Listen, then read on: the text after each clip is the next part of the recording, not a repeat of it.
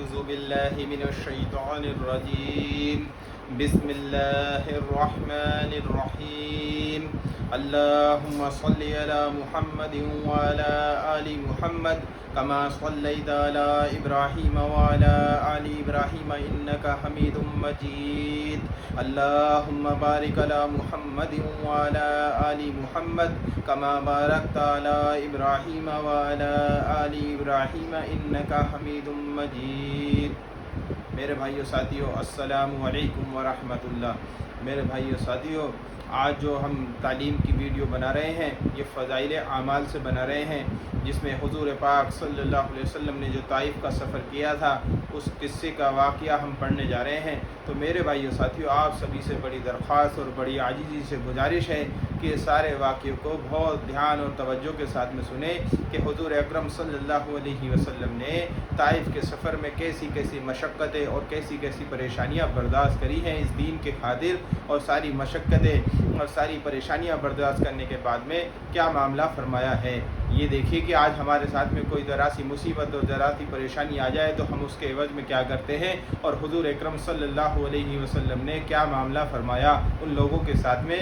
جن لوگوں نے آپ کو ستایا، آپ کو تکلیفیں دی، ان لوگوں کے ساتھ میں حضور اکرم صلی اللہ علیہ وسلم نے کیا معاملہ فرمایا۔ تو ہم اس واقعے کو غور سے سنیں گے۔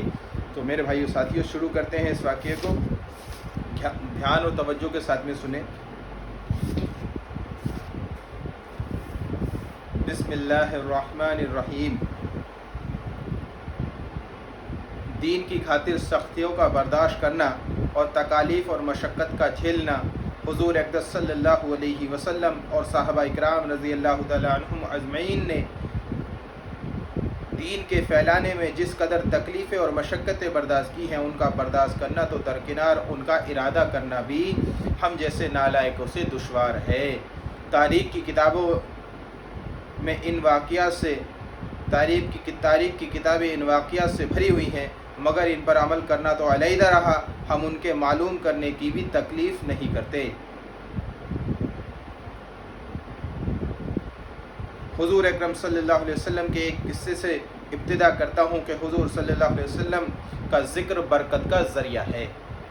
حضور اکرم صلی اللہ علیہ وسلم کے طائف کے سفر کا قصہ شروع کرتا ہوں میرے بھائیو ساتھیو، غور سے سنیں۔ نبوت مل جانے کے 9 سال تک نبی اکرم صلی اللہ علیہ وسلم مکہ مکرمہ میں تبلیغ فرماتے رہے اور قوم کی تربیت اور اصلاح کی کوشش فرماتے رہے، لیکن تھوڑی سی جماعت کے سوا جو مسلمان ہو گئی تھی اور تھوڑے سے ایسے لوگوں کے علاوہ جو باوجود مسلمان نہ ہونے کے آپ کی مدد کرتے تھے، اکثر کفار مکہ آپ کو اور آپ کے صحابہ رضی اللہ تعالیٰ عنہ کو ہر طرح کی تکلیفیں پہنچاتے تھے، مذاق اڑاتے تھے اور جو ہو سکتا تھا اس سے بھی درگزر نہ کرتے تھے۔ حضور صلی اللہ علیہ وسلم کے چچا ابو طالب بھی انہی نیک دل لوگوں میں تھے جو باوجود مسلمان نہ ہونے کے حضور اقدس صلی اللہ علیہ وسلم کی ہر قسم کی مدد فرماتے تھے۔ 10ویں سال میں جب آپ کے چچا ابو طالب کا بھی انتقال ہو گیا تو کافروں کو اور بھی ہر طرح سے کھلے طور پر پوری آزادی کے ساتھ اسلام سے روکنے اور مسلمانوں کو تکلیف پہنچانے کا موقع ملا۔ حضور صلی اللہ علیہ وسلم اس خیال سے طائف تشریف لے گئے کہ وہاں قبیلہ ثقیف کی ایک بڑی جماعت ہے، اگر وہ قبیلہ مسلمان ہو جائے تو مسلمانوں کو ان تکلیفوں سے نجات ملے اور دین کے پھیلنے کی بنیاد پڑ جائے۔ وہاں پہنچ کر قبیلے کے 3 سرداروں سے جو بڑے درجے کے سمجھے جاتے تھے گفتگو فرمائی اور اللہ کے دین کی طرف بلایا، اور اللہ کے رسول صلی اللہ علیہ وسلم یعنی اپنی مدد کی طرف متوجہ کیا، مگر ان لوگوں نے بجائے اس کے کہ دین کی بات کو قبول کرتے یا کم از کم عرب کی مشہور مہمان نوازی کے لحاظ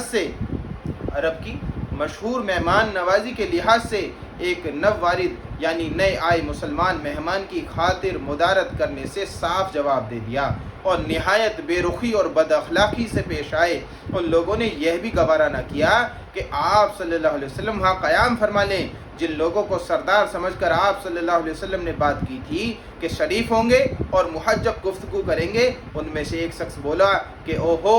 آپ ہی کو تو اللہ نے نبی بنا کر بھیجا ہے۔ دوسرا بولا کہ اللہ کو تمہارے سوا کوئی اور ملتا ہی نہیں تھا جس کو رسول بنا کر بھیجتے۔ تیسرے نے کہا کہ میں تجھ سے بات کرنا نہیں چاہتا، اس لیے کہ اگر تو واقعی نبی ہے جیسا کہ دعویٰ ہے تو تیری بات سے انکار کر دینا مصیبت سے خالی نہیں ہے، اور اگر جھوٹ ہے تو میں ایسے شخص سے بات نہیں کرنا چاہتا۔ اس کے بعد ان لوگوں سے نا امید ہو کر حضور اقدس صلی اللہ علیہ وسلم نے اور لوگوں سے بات کرنے کا ارادہ فرمایا کہ آپ تو ہمت اور استقلال کے پہاڑ تھے، مگر کسی نے بھی قبول نہ کیا، بلکہ قبول کرنے کے حضور اقدس صلی اللہ علیہ وسلم سے کہا کہ آپ ہمارے شہر سے فوراً چلے جاؤ اور جہاں تمہاری چاہت کی جگہ ہو وہاں چلے جاؤ۔ حضور صلی اللہ علیہ وسلم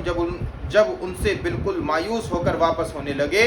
تو ان لوگوں نے شہر کے لڑکوں کو پیچھے لگا دیا کہ آپ کا مذاق اڑائیں، تالیاں پیٹے، پتھر ماریں، حتیٰ کہ آپ کے دونوں جوتے خون کے جاری ہونے سے رنگین ہو گئے۔ حضور صلی اللہ علیہ وسلم اسی حالت میں واپس ہوئے۔ جب راستے میں ایک جگہ ان زخموں سے، ان شریروں سے اطمینان ہوا تو حضور صلی اللہ علیہ وسلم نے یہ دعا مانگی۔ کیا دعا مانگی؟ غور سے سنیں۔ اے اللہ، تجھی سے شکایت کرتا ہوں اپنی کمزوری کی اور بے کسی کی اور لوگوں میں ذلت اور رسوائی کی، کہ اے ارحم الراحمین، تو ہی کمزوروں کا رب ہے، تو ہی میرا پروردگار ہے۔ تو مجھے کس کے حوالے کرتا ہے؟ کسی اجنبی بیگانے کے جو مجھے دیکھ کر ترشرو ہوتا ہے اور منہ چڑھاتا ہے، یا کسی دشمن کے جس کو تو نے مجھ پر قابو دے دیا ہے؟ اے اللہ،